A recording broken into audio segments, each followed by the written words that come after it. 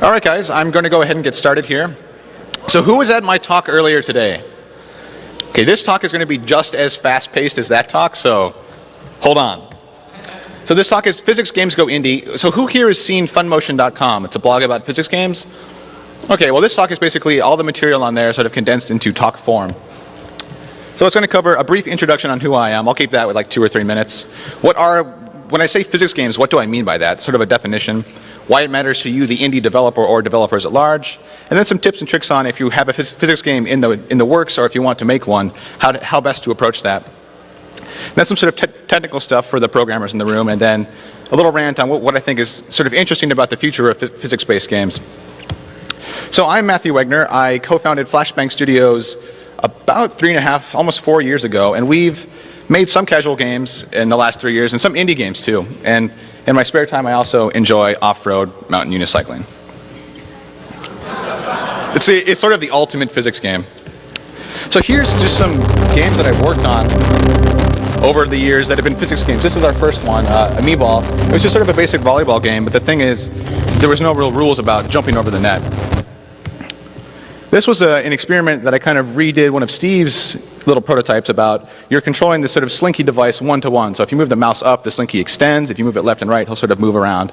And that was sort of an interesting exercise because it was really, really hard to control. But it was kind of based on this game, which I made some levels for, Steve Stunt Simulator. It's a really great avatar game that I'll talk a little bit about later on in my talk. Has anyone here played this? Yeehaw! All right. This is going to be kind of dark on the screen. Also, kind of weirdly weird and loud. This was basically taking a sandbox mechanic that was kind of fun to play with and trying to put a game on top of it. Actually adding some quick enemies, some quick stuff on top of that. We also made a game for Cartoon Network based on C-Lab 2021, which was basically a top-down shooter, kind of like Smash TV, but everything was physics-based. So there's a lot of stuff flying around the room. All the enemies were actually physics rigs rather than animated. So in this next scene here, these little tentacle guys were actually physics rigs. They were not animated in any way. And that was kind of a fun experiment, but they didn't pay us a tremendous amount of money, so we didn't have a lot of time to work on it. And then most recently, this is also kind of dark. This is a game where you throw metal pies at ragdoll clowns. That's just kind of a fun, ragdolls are fun, and I'll talk about ragdolls later on in the talk. But I'm probably best known for Funmotion, which is a blog, as I mentioned, about physics games. And it's more of a game review site than it is a blog. It runs off WordPress, but it's not necessarily where I post stuff every day. I have at this point 60 reviews, and I cover all the classic games like Bridge Builder and Gish, and all the newer stuff like Torybush and Armadillo Run, but each review here has a couple of paragraphs of text where I kind of point out what I think is working well, what I think is not working well, screenshots, but then I also show a video every review because I think it's really important to see, especially for physics games, to actually see the game in motion. And then I put wacky music on top of the game if I don't already have a soundtrack for it. So that's basically Funmotion. Here's some stats real quick on Funmotion. It's been around for 14 months now, and monthly I get about 75,000 uniques, and that's kind of the current all-time stats. I kind of fudged it because I haven't checked those stats in about a week here. And it's had some exposure. It's been on the Dig front page. I had a Wall Street Journal online article about it. So that is my quick introduction. So when I say physics games, what exactly am I talking about? Well, it's kind of a loose definition because it's not really a recognized genre, even among indie games, but my definition is basically where the player primarily interacts with a complex physics system. Which kind of begs the question, obviously, then what is complex? Like, how complex is complex? Well, my sort of litmus test is whether or not the player actually needs to use physical intuition to assess the game state, or if the game state is just kind of clearly communicated to them. And then I have a little rant there about that's basically the same sense that we use to actually walk around our physical reality is the kind of sense that you have to apply to the game. So here's an example. This is Mario, obviously, and when Mario's in the air, he's basically jumping or not jumping. His game state is very clearly communicated, and it's very static. When Mario's on the ground ready to jump, he'll always jump in the same way. And this is Gish, which I realized earlier today that you can't see anything, so this is inverted. But that's Gish there being compressed. And whether or not he can jump up or down is actually very dependent on his state, if he's currently compressing or if he's actually expanding, if he's rotating. So his possibility from there is actually not clearly communicated. You have to use some sort of softer intuition to determine what he can do and what he can't do. And I've prepared an overview of different physics games. I kind of broke it up into genres, which I think is kind of a tricky thing to do because genres is a design tool to say that I'm going to make an RTS game with ants. It's kind of a terrible approach to game design, but I think in terms of breaking things up for an overview, it works pretty well. So there's one genre of physics games that you basically build things. Bridge Builder is a very classic example. Armadillo Run is more recently. It's in the IGF. Blast Miner is also in the IGF, and some other games. So in a builder physics game, you essentially, the players usually only provide inputs to the simulation. They will build their bridges, they'll place their explosives or place other items, and then the player kind of runs the simulation, see how it ends up, decides to make tweaks. You know, maybe the bridge is breaking here, maybe it's too weak here, and then they'll kind of revise that and then repeat. And there are some exceptions. I mean, Tower of Goo is a really great example of, it's kind of a builder game, but it runs in real time, so you can actually build onto the structure while it's collapsing to try to save it. So here's Armadillo Run. It's kind of, the goal is to get that armadillo thing, the basketball-looking creature, up to the blue area. So here I built a little bridge to support it after it gets launched up there. And then it kind of rolls along and then obviously falls off at the end here. So you have to build some sort of contraption to actually keep him up there. So this is a little cloth thing, and then I kind of build this little thing that overhangs and connect it with rope so it won't fall. And the music here is kind of weird. I forgot to turn off Winamp when I was making these videos.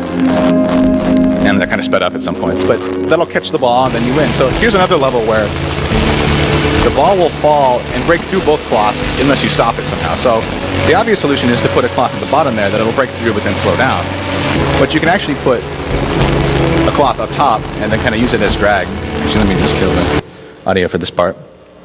So here's another level that actually teaches you to make a pulley. They have this little pre-built wheel up top, so it's very obvious that, oh, I should make a pulley. There's a weight there. You know, build a little sort of cradle for it and then move the ball up there. But the great thing about a builder game is that every level is essentially very, very open-ended. So after the game told me and taught me how to build a pulley, I started making pulleys on levels where I wasn't supposed to be making pulleys. So here's a level where I'm not even using those anchor points because I'm supposed to. I just said, you know what, I'm going to solve this with a pulley. And then again later in the game, there's another level that I just built this whole rig to support a pulley just to make a pulley because I really like making pulleys.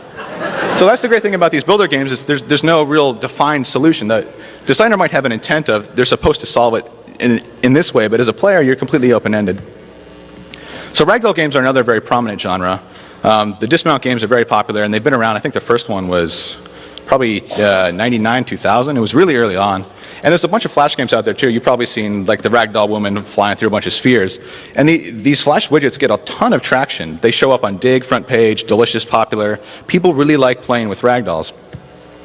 So a ragdoll game is essentially where you interact with some sort of rig-based skeletal system. There's a bunch of constraints that constrain everything, obviously, but what's interesting about ragdoll games, and this is an extremely obvious point, is that they only mean something because we associate the shape of a human. Like we imagine that to be a real person, and that would be funny if they were falling down the stairs. So to point that out, here's a video I made of sort of spiral stair dismount where it's just a bunch of clown ragdolls falling down the stairs, and he actually gets kind of clogged up, so I spawn a new one, and they all kind of dislodge. You know, this is pretty compelling. If this was in web player form, I could see people, you know, fiddling with this for several minutes, just because it's, you know, clowns falling down the stairs.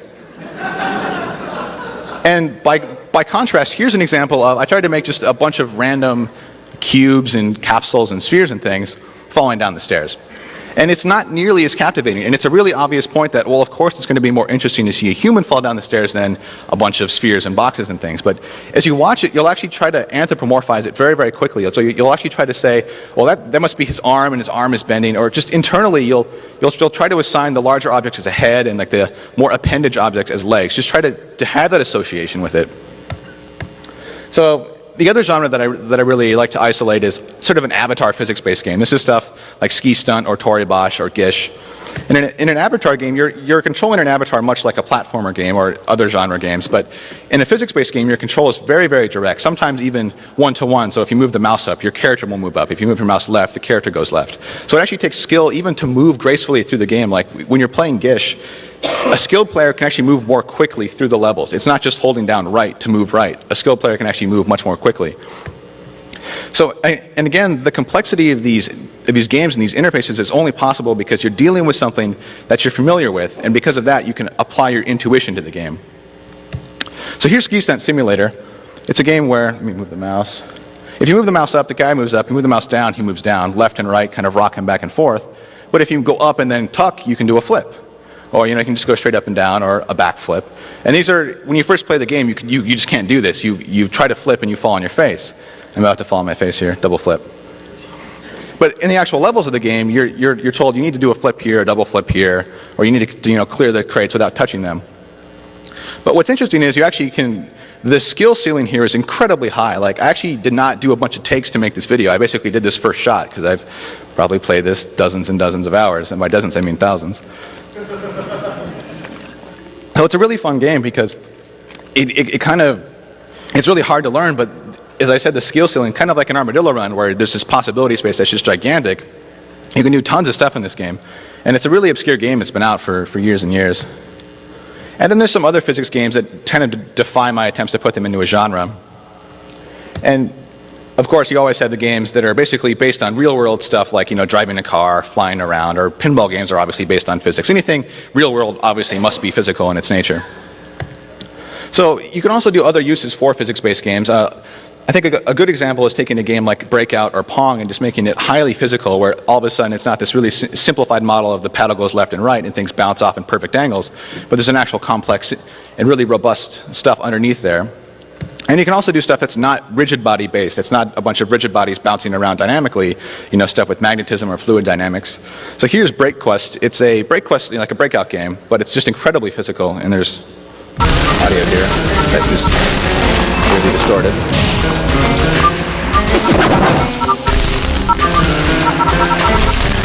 This is basically the Breakout formula. I mean, we try to stop balls from bouncing off the bottom of the screen, but every level is actually different. There's 100 different levels that some have rigs like this, some have dials and things that move around, but it takes a really tired genre that's been implemented hundreds of times. It makes it much more interesting.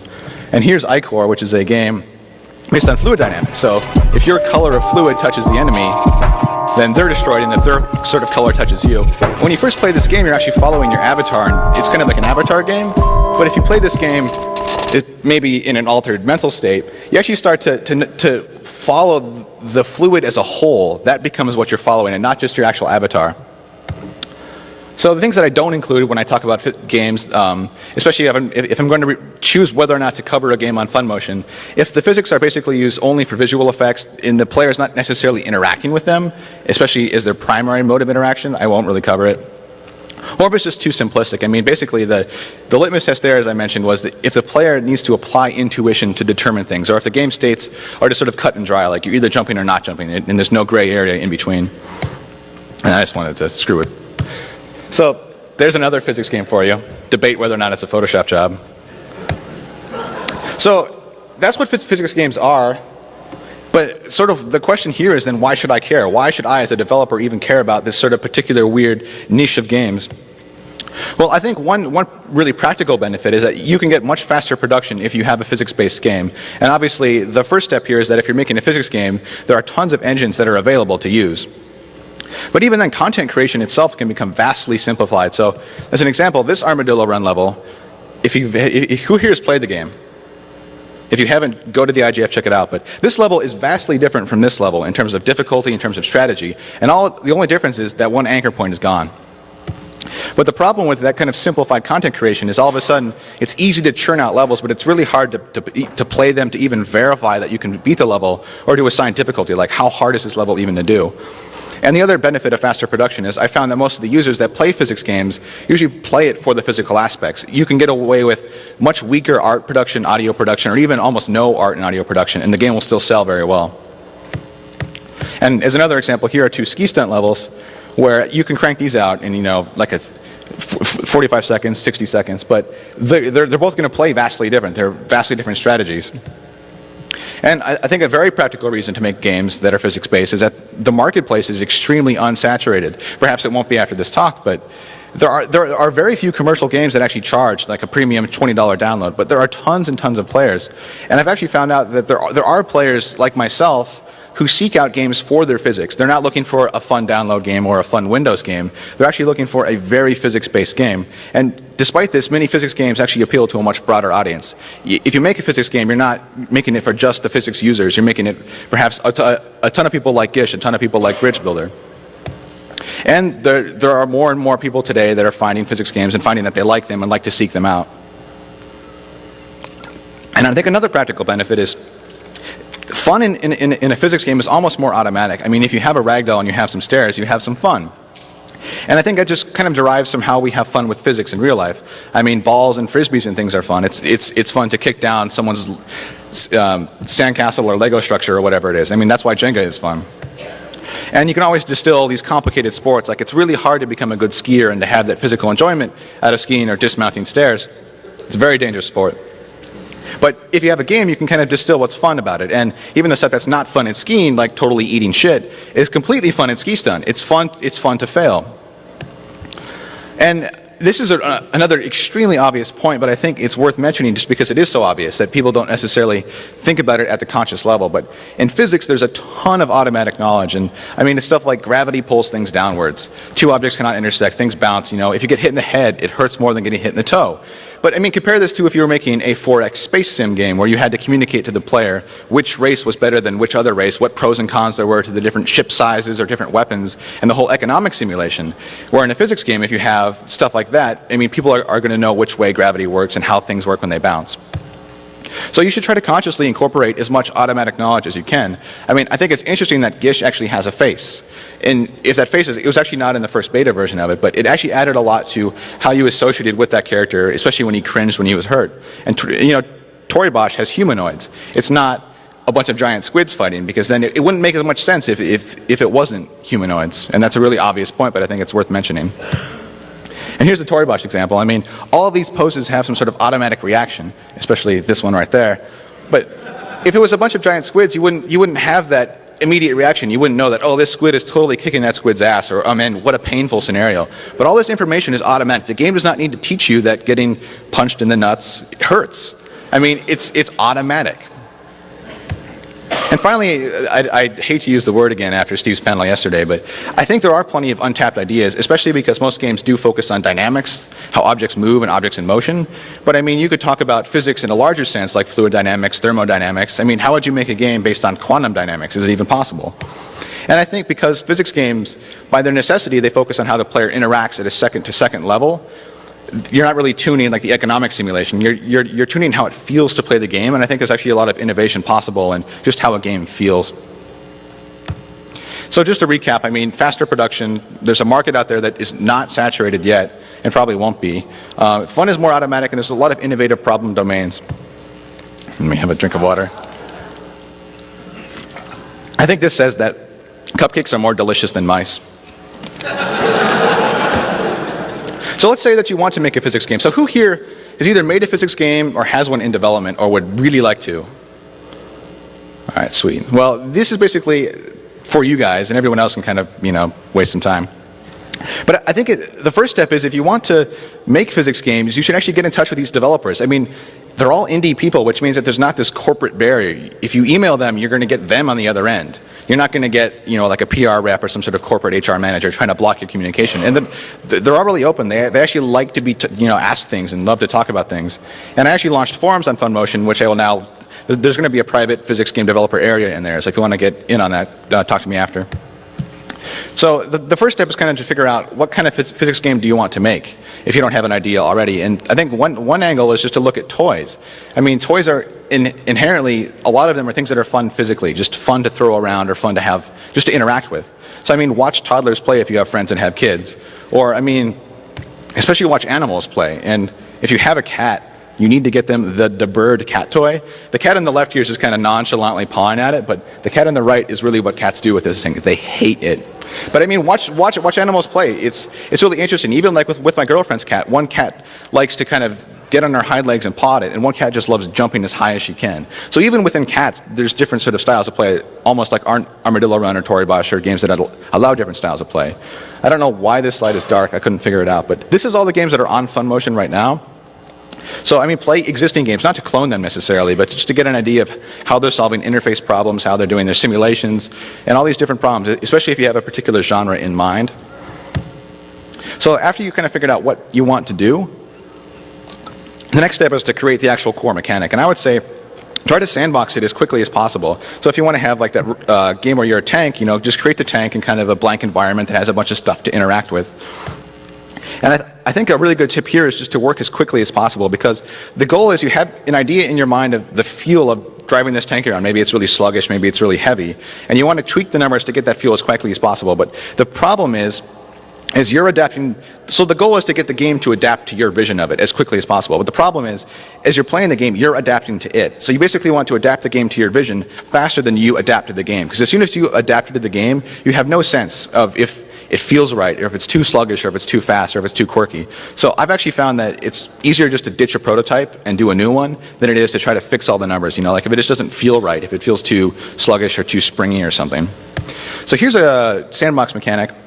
This is done by Stephen Liu. He's a high schooler. He's a senior in high school. And he actually sent this to me, and he made this in about a week. And it's kind of a fun sandbox mechanic. I mean, you're this tank, and the tread is actually interacting with the ground. That's how it actually moves forward. And then I cut forward in time here in about a second, because all of his shots and things actually pool up in the world. So later on, there's actually a bunch of shells that are kind of piled up near this little ramp, but I can actually get over it. But this is fun to play with. I mean, it's fun just to kind of screw around in this environment. I think it's a really good sandbox environment. I actually think you should have a bunch more objects in there than just that one ramp. But I mean, this is what I would recommend starting with. It's just this little sort of blank test, no production, as quick as possible, and then see, is it satisfying? And then what's fun about it? And the next step is actually to add a bunch of structure, because even if the tank's fun to play with, maybe if there were enemies there that you were trying to dodge or trying to actually shoot at something, it might be very frustrating to try to actually hit a particular target or go to a particular destination. So the next step is to add structure to the game. And I think our instincts as designers, at least my instinct, is you add structure by making things more difficult somehow. There are more obstacles in the way of learning the mechanic or mastering the mechanic, or even more obstacles in getting from point A to point B. But I think this is kind of a dangerous scenario, because what's fun about the sort of simulation aspects, what's fun about the sandbox, actually might not be fun if you put all these constraints on it. Like the rolling assault game where there was the tank earlier, it was actually, in my mind, more fun in the sandbox environment, because you were kind of imagining what it was like. But when you actually added enemies and you had to dodge them and do certain things, making it harder actually kind of ruined some of the fun of the game. And the next thing is to challenge your assumptions. Maybe the player actually doesn't want things to be more difficult. Why are they actually playing your game? Are they playing it because they want that challenge, or do they want the same challenge that you're assuming? So here's an example. There's a user on my forums that pasted me some stuff he did with Armadillo Run, where there's like that game has a level editor where you can go in and make levels, and the intent is to make levels that are the same as the game's levels. You know, you have to cross this void or whatever. So this guy actually doesn't want that at all in Armadillo Run. He likes to do crash tests of things. So he builds these little vehicles with the armadillo kind of inside, and then crashes them up against walls. And here's another one he did where he made this bunch of little ragdoll characters and all these conveyor belts, and he likes destroying them.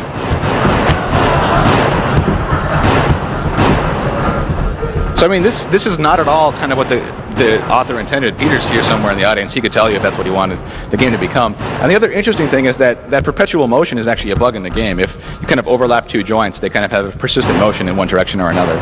So they're actually exploiting that to make their little machines here. And if that bug wasn't there, he wouldn't have been able to do this. I think this is an awesome example. This armored little vehicle you think is perfectly safe. But I mean, even with that, maybe there's a game there where the game is there's a bunch of these armored vehicles crossing the world, and the game is to destroy them, so can disable or destroy them so they can't do that. That'd be a fun game. That's what this guy wants to play. So after you kind of have established your sandbox mechanic and sort of how to add structure to the game, you have to create a bunch of obstacles. And I would say that you should try random stuff, particularly if your game supports sort of random levels. Like Armadillo Run could have random levels for it, or Ski Stunt could have random levels, like random curves and things. You should try them just to see if maybe you get an idea for, oh my goodness, I did not figure out that you could do that, kind of in the game design. But you should also be flexible and open-minded. I know that in Gish design, like in the Gish production, they actually changed their whole level structure in the very end, so they could have moving platforms, and that actually added quite a bit to the game, how it plays for the player experience. So you should be open-minded enough to follow a tangent if you have an idea for, I need to change the game in this particular way or this other particular way. And that's basically an experience problem, is learning which of those tangents are viable, which ones are kind of a waste of time. And I think that's just something that you have to learn over time. And finally, I mean, after you have all this sort of structure, you have to actually create the content. And here I think you'll actually, again, spend more time playing the actual levels than you will creating them. It's much easier to make an Armadillo Run level versus a Half-Life 2 level in terms of time investment. So I know Peter, when he created all the levels, he actually said he made them out of order. He just made a bunch of levels that he thought were interesting mechanics and then kind of worked backwards and said, okay, which one's level 1, which one's level 2, and so on. I think that's a lot better as an approach versus saying, I need to make the medium difficulty level now. What's that like? So I'd say work backwards from, if you have an idea in mind. Like when I made the ski stunt level add-ons, I wanted to have a very, very big jump. And that's kind of what I worked backwards from, is how do I make that jump? How do I make it interesting and difficult? So I would just say have a particular solution in like a puzzle game or a particular sensation and work backwards on how to actually create that level. And then again, just try random stuff if your game even, you know, if it allows random content generation, try that out. And again, stay flexible to any kind of late gameplay changes, but if you have a gameplay idea, especially later in the game, I mean, be honest with yourself. I mean, in a more commercial sense, will this increase the potential sales versus the development cost? And even in a more sort of artistic sense, is it even worth it to do that? Or you can always wait for the sequel in any of these things. So the final step in any kind of physics game development is obviously to test it. And again, this is kind of a problem because most of these games are very open-ended. It's difficult to say with certainty all the possible solutions for a bridge builder level, for instance. And if it turns out that there's kind of a sort of a cheat, not necessarily a cheat because it's within the game structure, but if there's a thing players can do that makes most things too easy, it's kind of a dangerous problem. So you want to find those out. And one way to do that is to get a bunch of hardcore players. These are your power users that are going to do everything they can to, you know, try to hack the game or discover sort of open-ended problems in the game and then sort of cheat them. But also make sure you have plenty of Kleenex testers. And now these are testers that you bring in once, use them, and then throw them away because you basically want people who have a naked opinion of the game. They're completely untainted. And for that I would say, actually watch them play the game start to finish without interacting with them.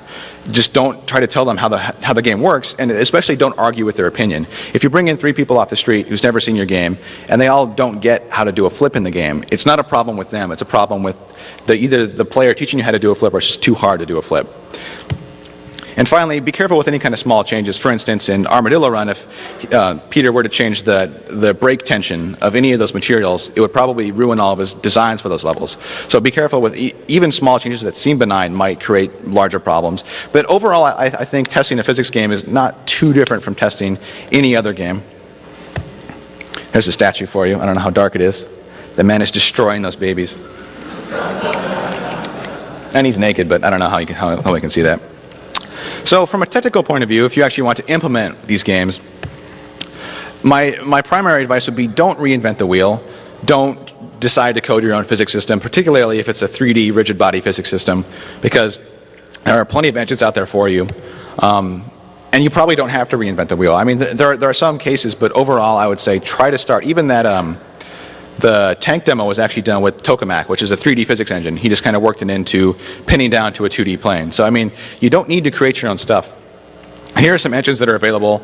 I know ODE and Bullet are both open source. I don't know if the other ones aren't open source to my knowledge, but they're free for licensing purposes. And it's not as hard as you think. I mean, you can implement this stuff without having a huge math background. And I've heard feedback from hacking support into from a day to like a week or two, but most of these people, like the Stephen Liu guy in high school, he actually said he only had a Java programming class, and then he kind of like hacked in support in C++ for this physics engine. So you don't need to be, this huge math background for it. And if you haven't started your project, or if you're moving from like 2D Flash stuff to 3D stuff, you actually might want to think about a game engine proper that has built-in physics like Torque or Unity or stuff like that. I would say that if you're starting from scratch, you should definitely do that. You should not try to sort of hack things together with a put in stuff into Ogre, for instance. Although I think Ogre has ODE bindings.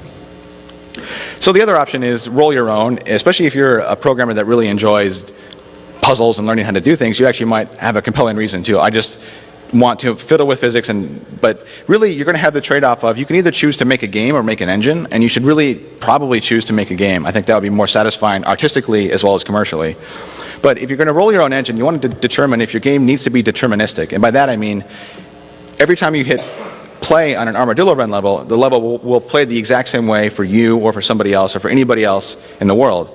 And if you're doing multi-platform like Mac and Windows and Linux, that could be a huge pain because you have to use floats, and the way floats compile on different systems is completely different. So that'll cause problems. And even if your game design doesn't require it, like if the actual game design itself, certain features may, like if you have online high scoring, it might be easier for instead of saying having the client report, I got this score on this level, you might just tell the server, here's my starting position. You simulate it. You tell me the score that you got for security purposes.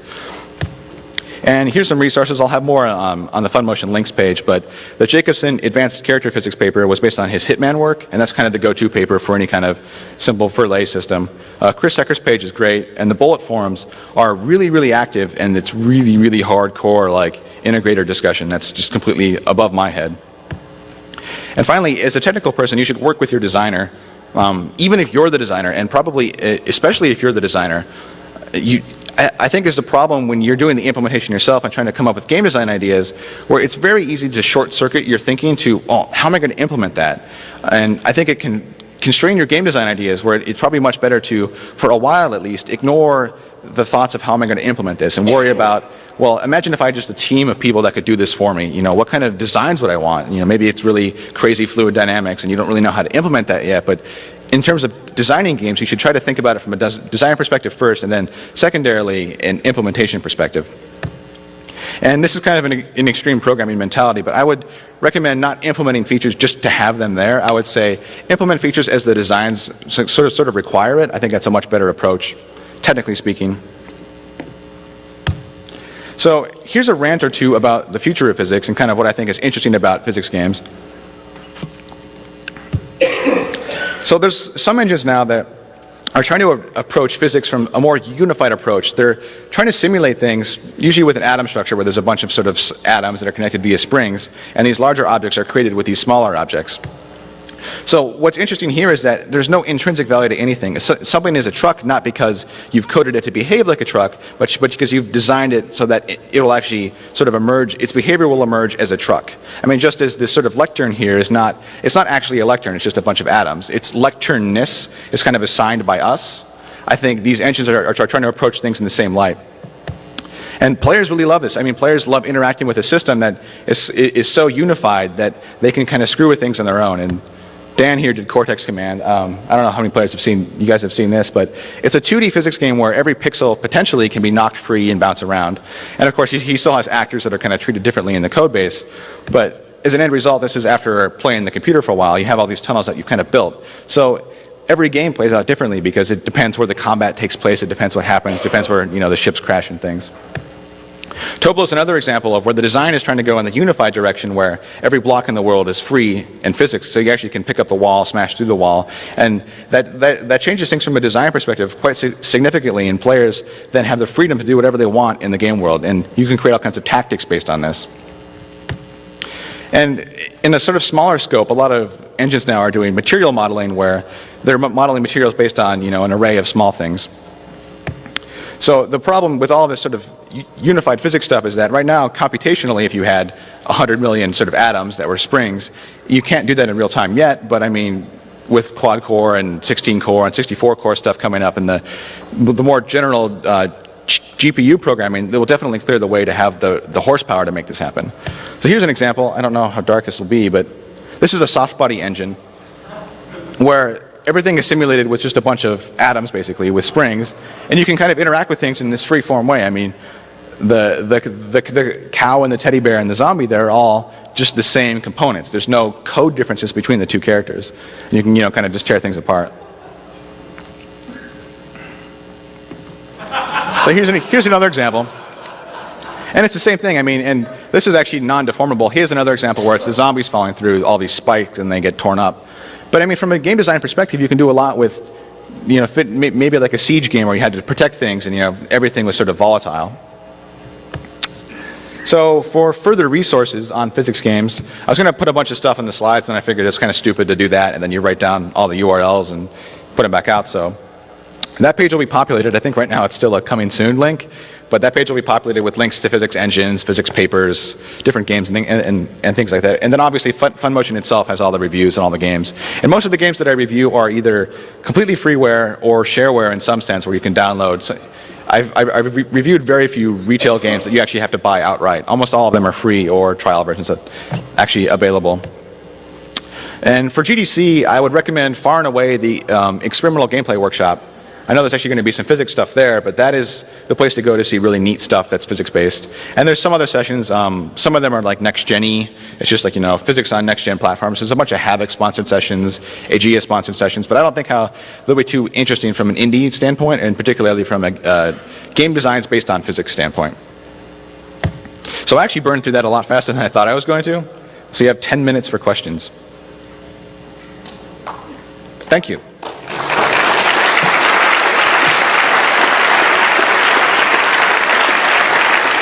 Yes, Ryan.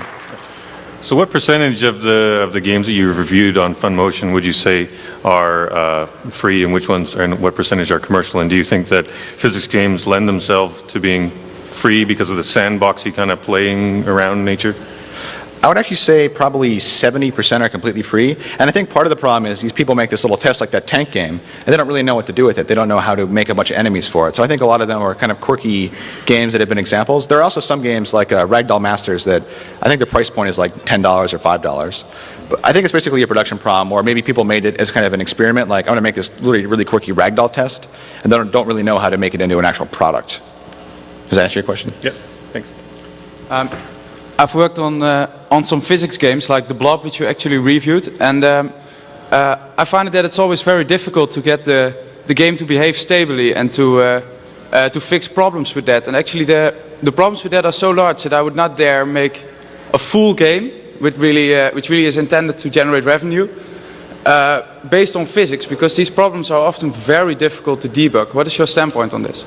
Well, in general, I found that it is very difficult to get a game that behaves stably. Is that kind of your question? Like, the physics will behave unstably, and it's really hard to actually stack a game on top of that? In my experience, that part of that is technology, if you have a robust sort of 3D engine underneath it, but it depends a lot on the game. But yeah, I've had trouble with physics systems exploding, or if you're trying to do a lot of constraints, for instance, things can get very unstable. I think part of that's technical problem, and part of it's if you can refine your design so that it's simpler, so that it doesn't require all these constraints and all these problems. But yeah, I don't really have a solution to that.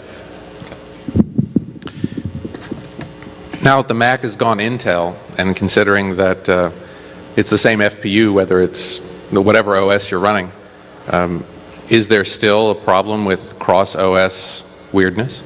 I believe there is with floating points. They will not behave exactly the same way on all the platforms. But I'm actually not much of a sort of a programmer guy, but that's what I've been told. Is that it's basically really difficult to get physics to behave the exact same on a Mac versus, you basically have to use fixed numbers, fixed point system. But as I said, you can email me and I can put you in touch with people that have told me that, if you want to know more. The reality distortion field must be very powerful. I know that some engines actually emulate the floating point unit on a CPU to make it behave the same across platforms. Yeah, exactly. It's a very kind of thing. Any other questions? Sweet. Well, I am done then. Thank you.